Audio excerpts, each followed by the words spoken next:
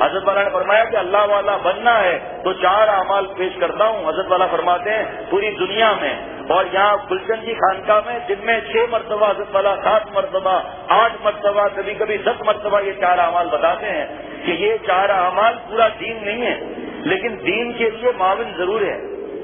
یہ 4 اعمال ایسے ہیں جیسے بھینس اٹھانا. جب انسان بھینس اٹھا لے گا تو بکری بھی اٹھا لے گا, مرغی کو تو بغل میں باندھا کر بھاگ جائے گا. پہلے میں بتا رہا تھا کہ کپڑا ڈال کر شروع میں نے بتایا تھا کہ ذکر کرتے ہیں. حضرت مجدد کے مجلس میں ایک آدمی چادر کو پورا ڈھانک کر ایسے بیٹھا ہوا تھا تو حضرت مجدد نے پوچھا, فرمایا کہ بھائی تم نے یہ چادر کیوں اس طرح اڑی ہوئی ہے؟ سب دیکھو کس طرح بیان سن رہے ہیں, تم نے اس طرح چادر کیوں اڑی ہوئی ہے؟ تو انہوں نے کچھ کہا, آواز بالکل باریک جیسی تھی. کا دیکھو گھونگھٹ کا اثر آواز میں آ گیا نہیں آ گیا؟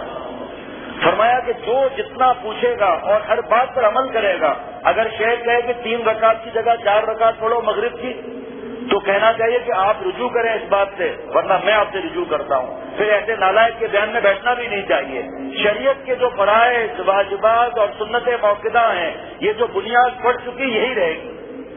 اس کو کوئی نہیں بدل سکتا, نہ کوئی کم کر سکتا ہے نہ کوئی زیادہ کر سکتا ہے.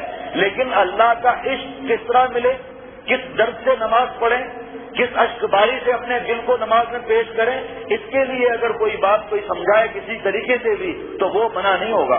لیکن اس کے لیے کوئی یہ کہے کہ بھائی جماعت سے نماز نہ پڑھو, بعد میں تمہیں مزہ آئے گا گھر میں پڑھو, تو نالائق نمبر 1 ہے وہ. پھر اللہ نے تو جماعت کی نماز فرض کر دی. تو یہ اگر ان کے مشائخ نے ان کو اجازت دی ہے تو ہر بزرگ کا اپنا طریقہ ہے.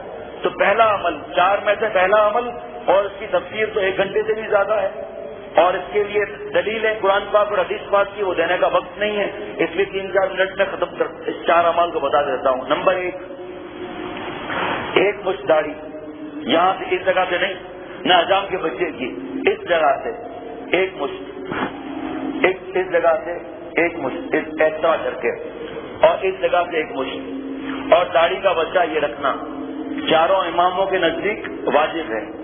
1 مشت سے کم کرنا اور داڑھی کا منڈانا حرام ہے 4 اماموں کے نزدیک. بس اتنا دیکھیے, جو آج اللہ نے باتیں کروائیں, حضور صلی اللہ علیہ وسلم کی محبت کی باتیں کرائیں, اور حضور صلی اللہ علیہ وسلم کی شفاعت کے بغیر کوئی جنت میں نہیں جا سکتا. اگر حضور صلی اللہ علیہ وسلم نے پوچھ لیا کہ بتاؤ میرے اولیے میں کیا خرابی ہے, تو اب کیا جواب دیں گے؟ اس جواب کو ہم سوچ لیں, تفصیل انشاءاللہ بعد میں, یا رات کو جو مجلس ہوتی ہے کیا کے بعد 15 منٹ کی 12 منٹ کی, اگر تفصیل کہیں گے تو اس میں عرض کر دوں گا. 1 ہو گیا, 2 اسٹرکچر 2 فنیشنگ. ماں کے پیٹ میں پہلے اسٹرکچر پھر فنیشنگ. سامنے آپ کے سامنے جامعہ بن رہا ہے, جیسا اسٹرکچر ہوگا ویسی فنیشنگ آئے گی. اگر اسٹرکچر اللہ کے عاشقوں کا ہوگا تو اللہ کے عاشقوں کی روح بھی آ جائے گی. دوسرا عمل بخاری شریف کی حدیث, ما اسفل من الکعبین من الازار فی النار. حضور صلی اللہ تعالی وسلم فرماتے ہیں کہ مرد اگر ٹخنا چھپائے گا تو اتنا حصہ دوزخ کی آگ میں جلے گا. صرف نماز کے لیے فولڈ کرنے کے لیے حکم نہیں ہے, کھڑے ہونے کی حالت میں, چلنے کی حالت میں ٹخنا چھپانا حرام ہے.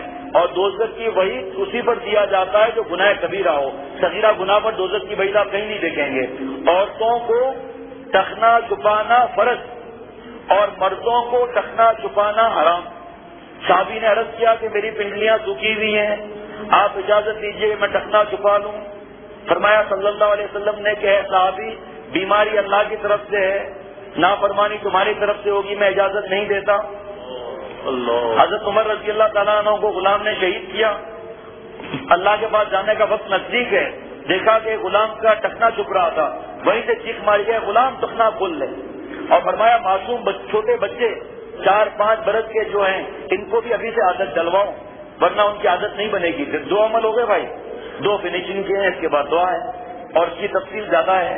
تیسرا عمل, دل کے اندر گندے خیالات نہیں بنانا, زنا کے خیالات, بدماشی کے خیالات, پرانے گناہ کا خیال لا کر مزے لینا, نئے گناہ کی پلاننگ کرنا.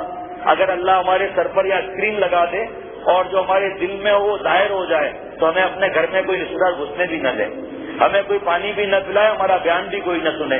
اللہ تعالیٰ نے 17 ہی فرمائی, یعلم خائنۃ الاعین وما تخفی الصدور, کہ اللہ تعالیٰ دلوں کی چوریوں سے, آنکھوں کی خیانت سے, دل کی خیانت سے اللہ واقف ہے.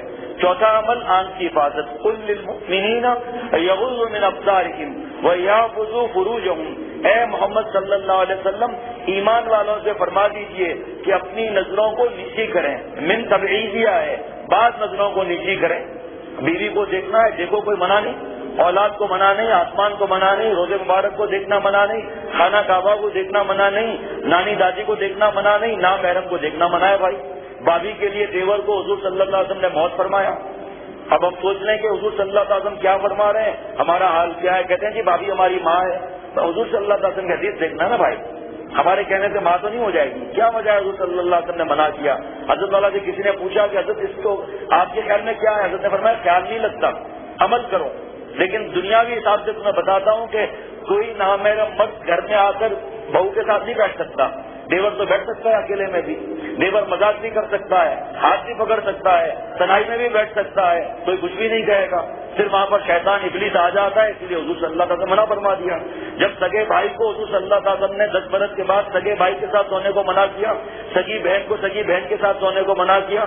ابھی تو کچھ واقعات اس بات پر آ رہے ہیں تاکہ ہمیں پتہ چلے کہ حالات کیا ہیں، لیکن وقت ختم ہو رہا ہے. آنکھ کی حفاظت، جان نکل جائے لیکن آنکھ کی حفاظت کرنی ہے. انعام کیا ملے گا؟ اللہ کی ذات ملے گی. اور انعام کیا ملے گا؟ خاتمہ ایمان پر ہوگا. اور کیا انعام ملے گا؟